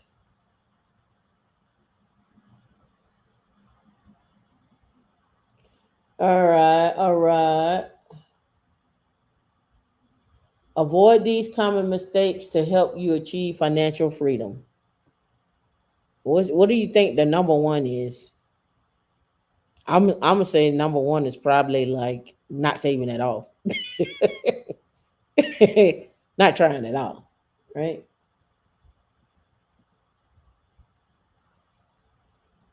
All right, load up a little bit more. Okay, it's important to build good saving habits as early in life as possible, but there are certain mistakes to be mindful at every age. Healthy money management over decades can help minimize regrets as you approach golden years. Money related regrets are common. In fact, nearly one in five people regret not saving early for retirement, according to new bank rate survey. That's what we stated, which is also found that not having found that having too much credit and credit card debt and not having enough money for emergencies are sources of the regret. Whether your regrets involve student loans, a large mortgage, or not having enough in savings in your saving account, it's not too late to turn things around. Here are some common money saving mistakes to avoid at every age. Key barriers. Let's see. We talked about that earlier, but here we go. Some common mistakes to avoid for 20 something student loan debts, of course. But I showed you how to avoid student loan debts. Another one is a lot of people have been looking at like WGU or Western Governors University for their degrees. I know a few people who have taken the classes over here just to get in and get out. Their undergrad is 3,600 to 4,600. Then they have graduate as well too. So I know some people have done that. They have a college of IT graduate programs, except in cybersecurity. So some people have come here and done this. They have a bachelor's in IT. Again, you do computer science, cybersecurity. Some people don't like to go to school for the 4 years and they just want to be online. Cloud computing is another one. It's a three-track program. Cloud computing degree with AWS and Azure specializations. And they just go and take the degree. You spend 32 months. Tuition per 6 month term is $4,000. Certifications in this program, you get 16. This online cloud computing program includes 16 top energy certifications and so forth. So they're certain you out, getting you certs and getting out. But what you can do is um, take this and get a job, right? So now you take this because this is why I like Linux, because I think Linux gives you the ability to get a job now, get your job, go get, once you get on a job, if you've been coming to the meetups, you obtain the jobs that pay for your education, um like the AT&Ts of the world. You may start out at 60 or 70. You let them pay for that degree. Once you get done with that, them paying for the degree, they may keep you there for 2 years after that. That's fine. Get your certs, bounce. That's a 5 year plan. In that 5 year plan, you should be maxing out your 401k and your HSA and networking, right? Those two things you can automate. And you can automate networking. Just set you up a calendar every 2 weeks, go to an event, talk to someone, schedule a meeting. You should get to know people, right? In them 5 years, this is just me talking out loud. In them 5 years, you should have gained your certifications, your degrees, maxed out your 401ks, increased your salary, and you may have to jump. You may have to jump at the three. But I'm simply saying there should be no way in that 5 year plan you shouldn't be at 200. That's my personal thoughts. That's my personal take. Somebody will get mad, but that's my personal take. Yeah. All right. Um, but yeah. So let's get back to it. Building an emergency fund, right? Putting a little bit aside, even if you're only able to add $5 to $10 each paycheck, put some money aside, right? I think Dave Ramsey does $1,000 instead of saving in a regular saving account. Put it in a annual percentage year or high money yield account, a high yield savings account, right? You also want to look far ahead for retirement, saving for retirement, 401k. Saving mistakes avoid to in your 30s. In your 30s, your job might be a little bit more stable and your income might be a little bit more sustainable than it was a decade ago. Your goals might be different. Maybe you want to buy a home or expand your family because your financial and family situation are likely different. Your saving situation should change too if you're no longer the only person you have to look out for. It might be hard to factor in added costs of a child, but it's possible once you budget for it. Restructuring your budget is important for any major change in your life, or research those expenses and crunch the numbers, right? If children are in your plans, but buying a home or getting married are, you should still create a budget. When it comes to student loan debt, 25% of millennials owe money on student loan debts, while 20% said they had such debt paid it off. Right? Mistakes you make in your 40s. Retirement feels closer than it did a few years ago. By now, you may have a solid hold on your budget, but you're trying to save, but actually might not be doing as well as you think. In your 40s, your financial responsibility become palatable. One of the biggest mistakes people in their 40s make is not countering lifestyle creep. That happens. I know I did it. Those goals may include helping your children pay for tuition, retirement, or paying off your house instead of spending more. Keep saving for your future or those loved ones. Focus on your savings and help retire earlier and pay off debt sooner. Right? More Gen Xers have not eliminated their student loan debt. Mine is gone. While more than one quarter previously had such debt, but no longer owe anything. While finances of many 40 somethings are being impacted by teenage and adult children, as well as caring for aging parents, we call it the squeeze generation because they got kids and they got to take care of parents, right? Saving mistakes to avoid for 50 something, like 40 somethings. Most 50 somethings along also belong to Gen X and share some of the same life experiences, including paying for children's education and aging parents. Right? Estate plans have a roadmap. Have a road for estate plans provide a roadmap for important decisions regarding your health, assets, and generally covers two phases: before and after death. By having one in place, you'll remove any ambiguity around your wishes when it comes to protecting your family, loved ones, or assets. Right? Saving mistakes in your 60. Not saved enough. Right? Downsizing your living space, paying off that car, paying off that mortgage if you can.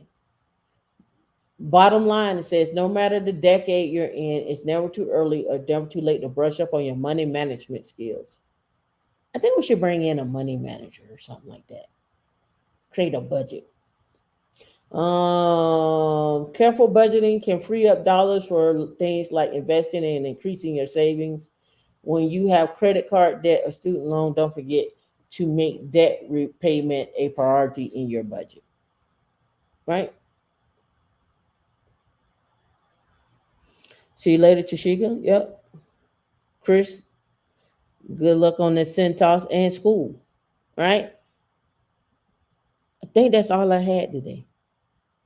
The other one is about Social Security and why it was created. You can I can put the link in the chat. Social Security, the most important retirement plan ever created. May not even be here when we get older. May not even be here.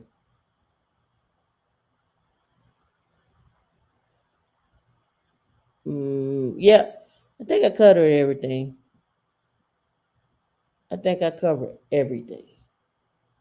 This is like what I had left. The smarter way to invest in real estate. They have a strategy there from Bigger Pockets. All the stuff in Boulder. I think that's everything, D. I think we done. I almost did it at 2 hours on the dot. I almost did it. I almost did it. All right, y'all. I appreciate you. Um, Again, alternatives to get your education. I think next week I'm going to discuss um, those that have um, kids, single mothers and fathers with kids, how to get your education, and how to get a job if you're a convicted felon as well too. I've been researching that. How to what jobs are hiring if you are a convicted felon, because everybody's always like, okay, what happens after that? And what are your options if you decide that you don't want to go to school at all? You want to just go the cert route. What does that outlook like for you? I can tell you, some of you should have went to college for programming, because there's some fundamentals that get missing by the questions that are asked, but you can learn on the fly. So in when I say learn on the fly, you could be in somebody's curriculum and learn. How to leverage community college is probably what I'm gonna use next week. I don't know. I think about it. Oh, you know what? It won't be a next week show. I forgot. I forgot. I forgot. Put the screen back up. I forgot. Oh, I forgot. I'll be here at the conference.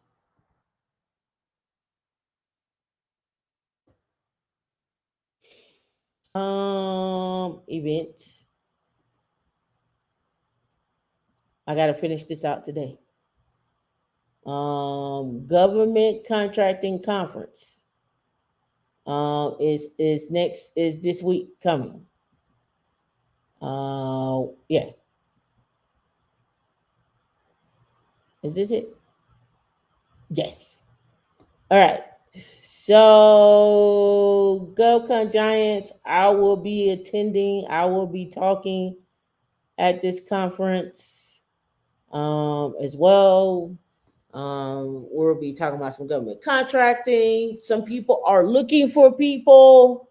It is in Miami. You can get tickets online. They will be having some stuff as well there. Some meet and greet. So you may want to check it out that Friday. I know there is a boat ride on that Friday. Um, let's see here who we are. Yeah, join us for an epic reception at Area 31. We're gonna be at the Epic. Oh, been there, done that. Been there, done that. But it should be fun at the Epic Area 31. Join our speakers exhibitors from 7 to 10 at the Epic Hotel if you want to do that. Boat day is 10:13. Select VIPs and so forth. Event apparel, what you want to support the event or come in style. Here's a link to the catalog of their gear, this, that, and the other. Um, I will be there all week to talk and to chat and to. I'll try to stream. I know Wednesday night I ain't gonna. I'm not gonna make no stream Wednesday night, but I'll try to stream Thursday, Friday by myself.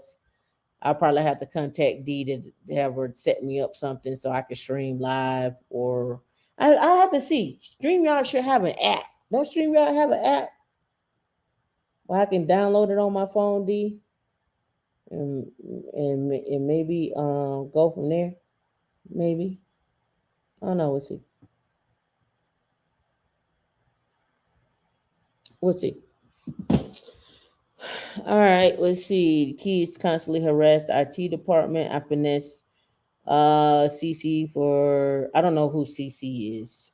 For 3 certs and barely did a level 1 cert. I paid like $100 for the whole program and like 8 courses, I think. Okay. G, thank you. Yeah, I know, I know. I'll try. I'll try. There's the 10th through the 13th, 11th through the 13th. I keep saying the 10th. I think it's the 11th through yeah, see, 12, 13, 7 a.m. to 5 p.m. Yeah. I think they're all day. I think this is just one of the events that he's doing. There is a dinner and a whole nine and everything. Um I tweeted it out. I reposted it on my LinkedIn as well too. Let me go look here. GovCon Giants Conference. Let me see if there is another link. No, there's no other link. He talked about it on his YouTube channel, but yeah, he talked about it on his YouTube channel back about 4 months ago. But that's it's together now. It's now or never. We are here. This is what we're doing. All right. So now you all have your information. You know how to make the money. You know what skills you need. You know how to make a skills matrix. You realize how much money you can make. I'm expecting nothing but top results come January because you guys are going through the classes. You're gonna come back to me and you're gonna say, Tameika, I have now earned my degree and my certs, and I got a job paying me 150, 250, 300. And I'm gonna be like, great. Don't forget to donate to Women in Linux and like and subscribe. That's what I'm gonna say. Great. Don't forget to like and subscribe and donate to Women in Linux. You donate with your money, you can donate with your time, you can buy swag, you can spread the word, you can tweet us out, you can like and share. We appreciate it all. All right, y'all be safe.